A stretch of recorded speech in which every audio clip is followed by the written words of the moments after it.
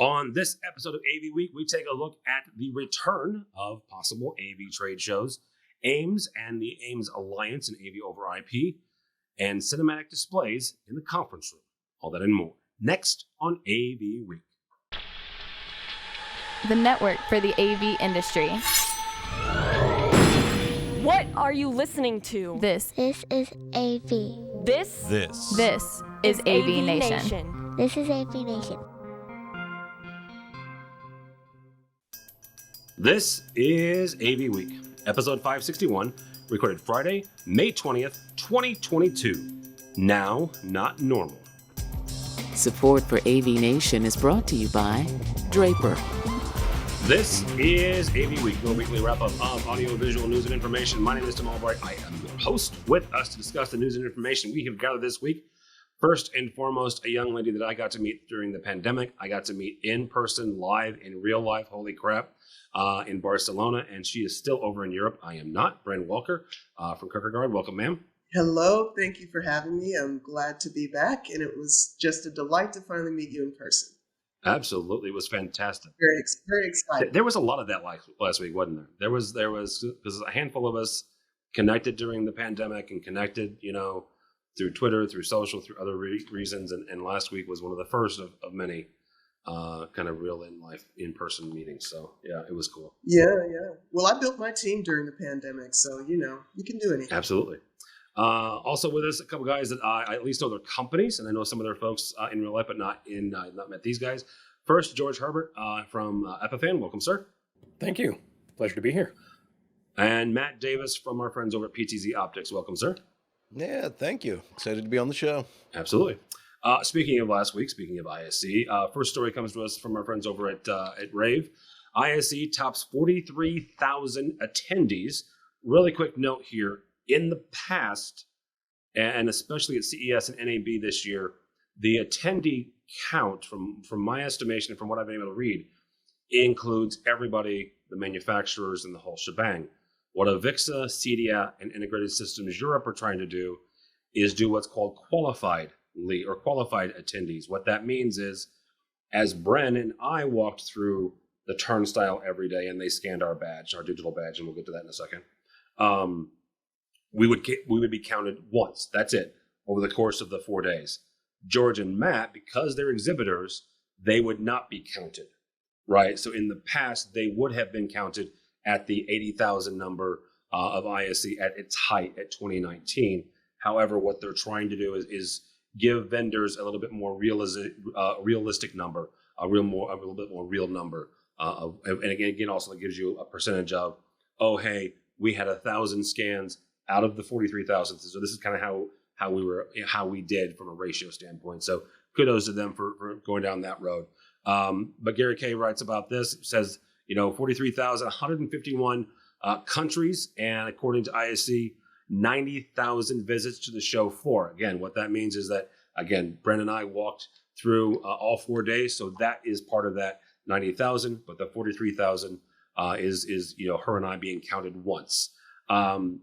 Matt, when it comes to, or George, rather, when it comes to, this looking at this and seeing where we're at, what does this mean for shows? What does this mean for the industry? Yeah, well, I mean, first, great explanation, and thanks for that explanation on the counts, because as someone who's been to ISE in the past, but hasn't been there quite some time now, of course, and unfortunately, I wasn't able to attend this one.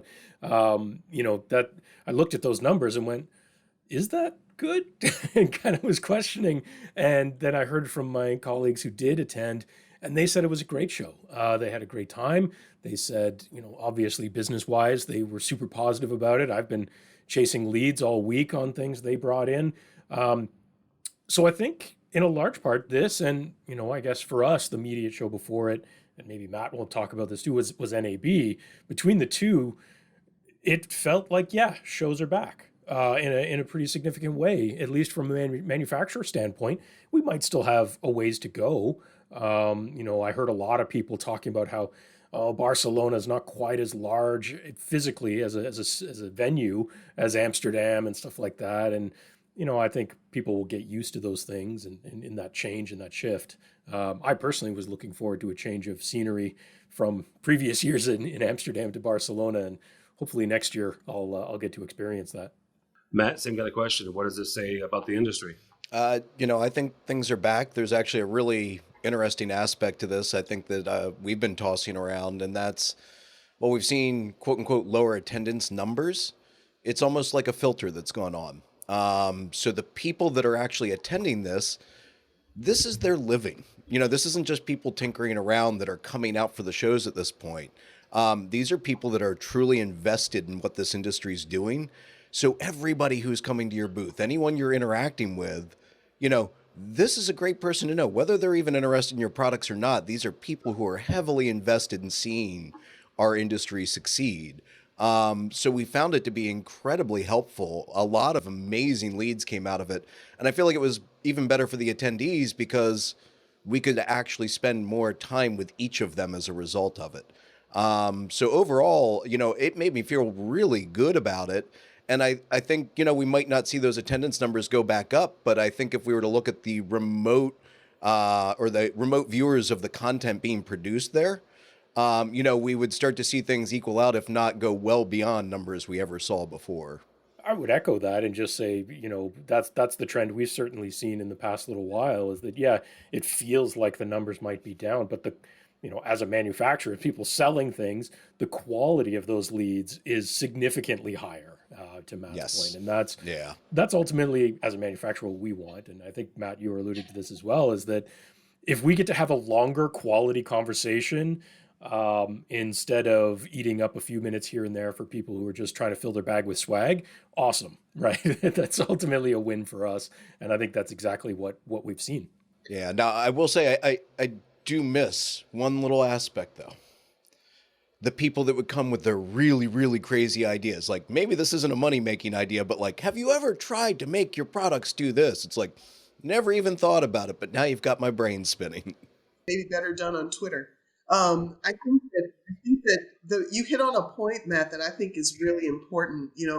With all of the organizations that I've been involved with that have done things online in the last 2 years, somewhere there's this reference to getting back to normal.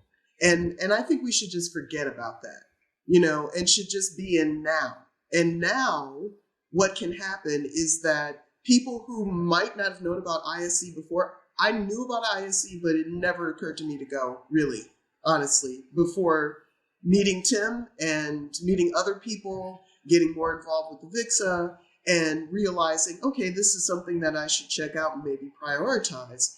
And being able to get to know people online was a huge driver for me actually showing up in person.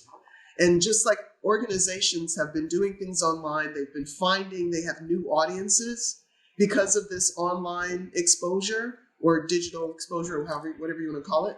So I think that there's an opportunity to actually bring more people if we don't just say, let's get everybody back in person. Everybody doesn't have to be in person.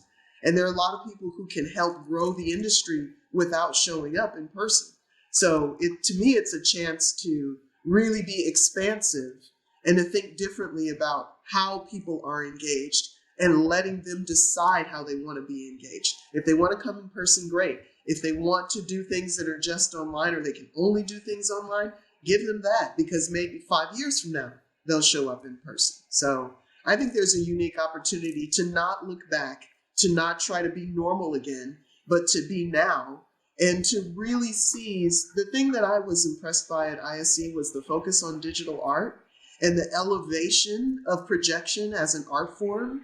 And that to me is a tremendous opportunity for us as an industry, because it touches all sorts of people that may not have any idea what we do, and they have no idea about the plumbing behind a big presentation like what was done on the Block of Discord in Barcelona. What to that point though, Brent, is one of the things that ISE and Mike Blackman and his team, Mike Blackman's the show director, the gentleman that runs ISE, what they've done on purpose, very purposefully, over the last few years, even in Amsterdam before they left, was to show the city what this show is about, right? They had projection mapping on the water in Amsterdam 3 years ago or 2 years ago. This year, they had a building that Gaudi designed. They had Rafik Dal did a projection mapping on it, and then he sold it as an NFT for $1.5 million later that week. So it's really interesting to see kind of how that team has been able to kind of wrap the city around what this show's about and kind of get their buy-in. I think is really, really fascinating. I think that's important, but I think Brent, I'm glad you mentioned it as well. But I think the hybrid aspect, at least that's how we see it here at Epiphan, because it's something that we picked up on very quickly the first few days of the pandemic, was as everyone tried to pivot and do things in a hybrid way. That's been extremely successful for us in our corner of the world of business, and that hasn't really slowed down. And I think it won't. I think that box is open, that Pandora's box is open now. And I think exactly your point, Brent. It means that we don't have to restrict people who might, for whatever reason, be able to travel to the show but want to participate. There's a whole new avenue, there's a whole new path, and a whole new group of people we can welcome in and share our expertise or share our products or whatever it might be. So for us, that's extremely exciting. And so that's why, yeah, and I'm also glad they're kind of counting the numbers properly. Even though at first glance it may seem depressing, it actually turns out to be extremely positive. Yeah, absolutely. And I think that's going to be the norm going forward is we heard quality over quantity last year at InfoComm. And to give folks kind of a benchmarker here, InfoComm in 21 was about 7,500 people. Qualified attendees, again, that was the number. Certainly, those of us who have gone to various trade shows, including NAB that both Epiphan and PTZ Optics was at, that felt, I believe they had a number around 55,000. Don't believe that they said qualified or not. So I think that we're slowly getting there, and we're going to getting back to, as Brent said, our new version of normal, not back to the old one. So next story here comes to us from AV Network and SCN. At InfoComm 2020, the AIMS Alliance is hosting its first ever interoperability demo. If you're not familiar with what AIMS is, AIMS and IPMX is a new, relatively new AV over IP solution.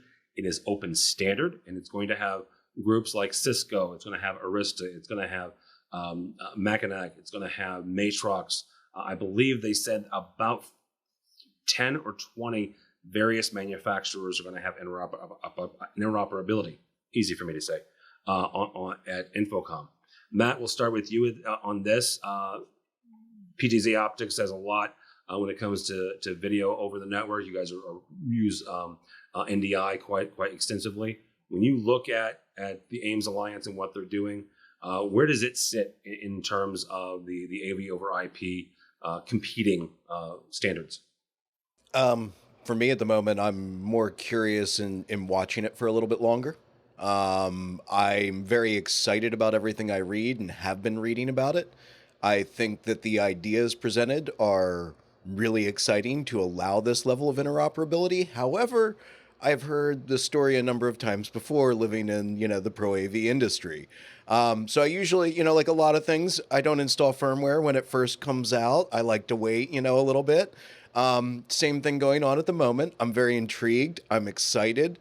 I love IP video in general. I think, leveraging networks is something that AV should have been doing for about 15 years at least at this point. So it's just beautiful to see this finally coming about. It's just, I'm eager to see actually if we achieve this interoperability, because a lot of the times you get people saying, yeah, I've implemented it, but you didn't have this unique feature set. So I went and customized it for myself, and the whole, chain starts to break down. So I'd just like to see a little buy-in with some big enough players saying, nope, we're leaning into this standard. Oh, they got Cisco, for crying out loud, Matt. I mean, how much bigger do you want? Well, Cisco changes its mind quite often, too. I was going to say, I think that reinforces Matt's point. I'm with Matt on this. I mean, I think, I spent 10 years in software, so I think open standard is the future for just about any kind of platform where you need interoperability. Yeah. So I'd be happy to see it take off. It's all about adoption. Mm-hmm. And, it's all about adoption. If there's widespread adoption, then, it's sort of like we all decided that smartphones were a good idea. And so we're all using them. If we had decided they weren't, we wouldn't be. If people said, I really like my BlackBerry, I want to stay here, then Apple wouldn't have become what it's become, and we wouldn't have folks with smartphones in their pockets. So adoption is everything. But I'm all for open standards in every way. I think it helps industries grow, and it helps bring new players to the table. It puts pressure on established players, which is good for my clients. So. And I was going to ask Bren, because you said there, if we need that we need interoperability, do we need it? But I think you just answered it there, because it does put pressure on those established players, because you've got the young startups coming up behind them and saying, hey, here's something that might be newer, faster, better, stronger. Yeah, I saw a tangent but related. I saw one of the annual meetings for Berkshire Hathaway, Warren Buffett's company, and he showed a list of the top 10 companies in the world, and then he showed that list from like 15 years prior, and they were completely different companies. And you never know what the thing is that's going to be that turns markets upside down. But we should celebrate that, because it's exciting and it's good. One of the things I tell my kids from time to time is, somebody will eventually overtake Facebook, right? It will happen. Oh yeah, Facebook is dead right now. Well, Let's face it, it's already dead. It's been dead for a long time, really. It has, but they still keep making money, and they still have users, right? So it's a zombie. Yeah. MySpace is still making money too. All right, George, you'll finish up on this. What is interoperability and open standards mean to you guys? Well, it's critical, I think, as everyone's already said. Interop and being open, I think, is pretty critical. For me, reading it on paper, it sounds interesting. I think a lot like Matt, it sounds great, but for us, it's difficult. We have to choose. We can't always do everything, right? As a manufacturer who makes encoders for live streaming and various other functions, right? We can't just include everything. That would be impossible. We have to choose. And, one of the things we've seen, I'm looking at this and going, okay, so what is this adding above and beyond what we can do over standards that already exist, right? Like, we've seen huge ramp up of adoption in the past 3 years on things like SRT. So what does this do that SRT doesn't? And on paper, it looks like it might have some things, but are there people who are actually going to adopt it and utilize that or not? I don't know. Some of the big trends we saw the past couple trade shows, and I'm sure Infocom is going to be exactly the same way, is all about the cloud. Can people integrate this into the cloud in a big way? And is it going to be usable? And yeah, the buy-in. Again, speaking as a manufacturer, we held off joining the SRT Alliance for quite some time to watch it until it was clear that the momentum was so heavy that it was undeniable. And now that alliance is massive. So if they're trying to build an alliance, that's great. But at some point, for it to really snowball, they have to reach a certain level. And I don't see that it's quite there yet.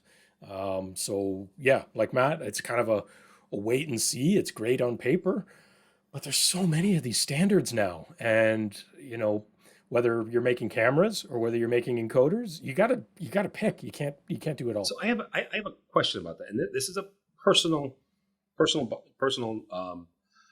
issue, right? With the industry at large, and I'll let anybody here chime in. Is it a standard if it's directly tied to a manufacturer, tied to a chip maker? Because the thing about AIMS and the thing about AVB, Avenue Alliance, whichever version, I don't care, and I'll write something at some point bitching about them.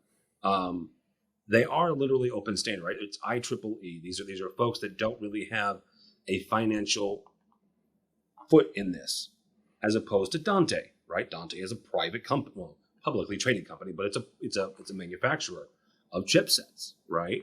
I can pick on various other ones.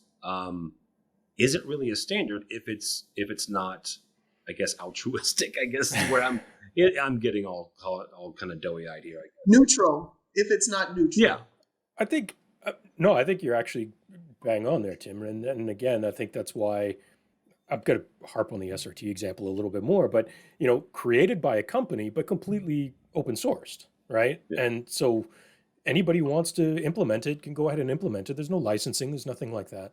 But having a large, powerful company, and in that case, it's High Vision, saying this is the standard we want to promote, and we're starting at our level of the market, which is at the top of it, and seeing if it filters down, adds a lot of weight. But it also, they tried, the alliance was a big part of it. Like, let's get other people to buy in. Now, again, if they're trying to build a similar type of alliance, then that's great. And that might be what's required to make it a standard. But you're right. I think there's a big difference between an open standard and a closed standard, and we need to be specific. And if it's tied to hardware, to me, that's not an open standard at all. I was going to say it's also the concept that, a solution could be based on a standard, and the adoption of that solution will determine whether or not it becomes a widely accepted standard. Right. Yeah. All right. Last story actually comes to us from our website. I got a chance to interview Justin Chong from Jupiter Networks. I've known Jupiter way back when they were tied to InFocus. They've done processing for video, good Lord, for 20 or 30 years now. That's where I was introduced to them. However, this was interesting to me, and it kind of took me by surprise. They started creating and manufacturing displays. And they had one, and Brent, I'm going to start with you on this. They were tying it in conjunction with Teams and Microsoft. It was a 21:9 aspect ratio display. Now, I don't want to get into the weeds on this, but understand the vast majority of you are either watching this or your TVs are on 16:9, right? That's 1920 by 1080. That's HD. I'm not going to get into 4K and the fake and UHD, but the 16:9 is your aspect. It's 16 wide and it's 9 high, right? 21:9 is slightly different than that. That's when you go to the cinema, and that is typically a cinematic display. It is different, and it's slight, but it's different. Bren, is this are we going this direction, or are we going this direction when it comes to certain software? Because what they were showing was Teams and Microsoft is saying 21:9 is where we want you to display Teams because of the canvas, right? Because you've got more room, you've got this, that, and the other, and you can put chat here, and you can see more of the people, and if you're showing, if you're sharing something on computer, but you can still see the people and their reaction. Or is this just kind of our latest version of 3D? Oh, I don't know if it's the latest version of 3D. I don't think it even goes that far. It's a third order on 4.3, right? So, and I seem to recall that there was 21.9 like 15 years ago, and this is just, going back to the future or something. It's Microsoft. It's going to get adopted where people have Teams adopted, which is a lot of places. Is it going to drive industry level? I can't say. Microsoft often does things that they make particular choices for, and you don't necessarily see them end up being everywhere. All right, George. I'll just leave it sort of there. George, I was having this conversation with another industry friend this week, and they made the comment. They said, "Yeah, and Microsoft also made the Zune." So, and even though the Zune was actually a better device than the iPod, it really was. It was, but again, Microsoft was marketing it, so people didn't know. If you held one side by side and you didn't see the logo on them, you would have picked the Zune every time. Especially on audio quality, just for the record. I think my version of that Tim, is that I always pull out the company that made Windows Millennium, right? Because I remember that, and that was a disaster. So, it's, but at the same time, looking at this as a user and someone who converted to using ultra wide displays a couple of years ago, I looked at this Pana 34 that Jupiter has, and my instant reaction was, I want that. I want it. I don't care what it costs. I want it. I love the stand. I love the camera. I like literally everything they've put into that particular model. I want that on my desk tomorrow. I won't get it, but it doesn't change the fact that I want it. And so it's actually... I mean, I can have Paige, our head of sales, connect you with Justin if you'd like. I mean... But it's... but funny anecdote, last fall when we were starting to pivot people more back into the office, we needed to re-equip things because we wanted people to be hybrid. So we wanted everything they took home from the office to stay in their home office and re-equip the office with stuff. And I put it out to my team. our customer success team and I said, hey guys, here's the list of stuff that we're authorized to take. Who wants multi 16:9 displays? Who wants ultra wides? Let me know. And it was about 50-50. But I would say that the people who didn't take ultra wides, as soon as they saw the ultra wides, regretted their decision, but it was too late. And for me, it's about productivity. I love it. I absolutely love that format for productivity. I absolutely see where Microsoft is coming from in terms of using it within Teams. It makes a lot of sense with everything else they've done.